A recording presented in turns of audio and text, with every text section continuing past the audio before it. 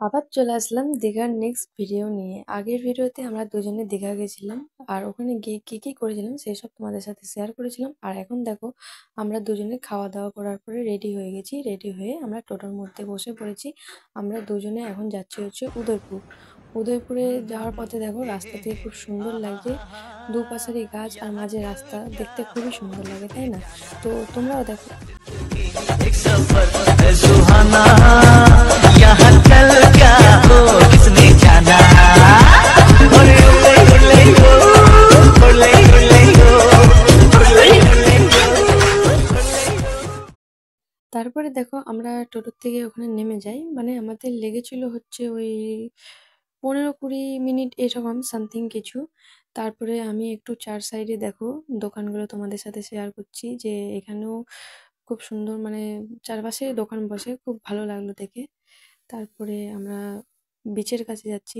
আমি ভেবেছিলাম যে ওখানে গিয়ে কয়েকটা রিলস করব, কিন্তু আমার ভাগ্যটা খুবই খারাপ ছিল, জলের স্রোত খুবই বেশি ছিল, সেই কারণবশত করতে পারিনি। কিন্তু একটা করেছি ভিডিও জলের মধ্যে নেমে। তো তোমরাও দেখো যে উদয়পুর সি বিচটা কী রকম তোমার, আর আমাকে কিন্তু কমেন্টে অবশ্যই জানিও যে কেমন লাগলো তোমাদের এই উদয়পুর সি বিচ। তো চলো তোমরা দেখতে থাকো।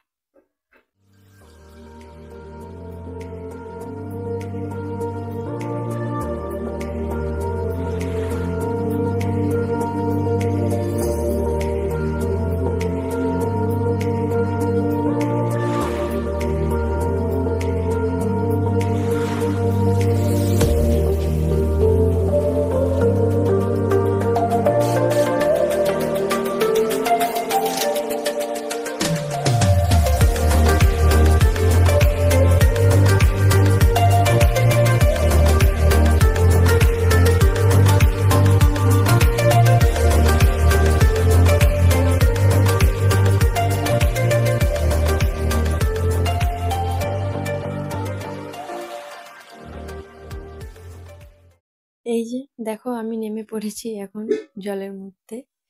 আমি তো রিলস করবোই একটা, না করলে কি হয় বলো, ঘুরতে এসেছি বলে কথা। তো দেখো আমি ভাবলাম যে কিভাবে ভিডিও করব, তো আমি যা পেরেছি তাই করে দিয়েছি। যাই হোক, তারপরে আমরা এখান থেকে আবার চলে যাই হচ্ছে নিউ দীঘাতে। ওখানে আমি আমার বরকে বললাম যে একটু ক্যামেরাটা ধরে দে, আমি একটা স্লো মোশন ভিডিও করব। তো পাথরগুলো তো দেখতেই পাচ্ছ কীরকম ভাবে আছে, সেই জন্য ভালোভাবে ভিডিওটা হয়নি। যাই হোক, এই ভিডিওটা আমি এখানেই শেষ করে দিচ্ছি। নেক্সট ভিডিওর জন্য ওয়েট করো। টাটা। हे आहा हा हा, यहाँ कल क्या हो किसने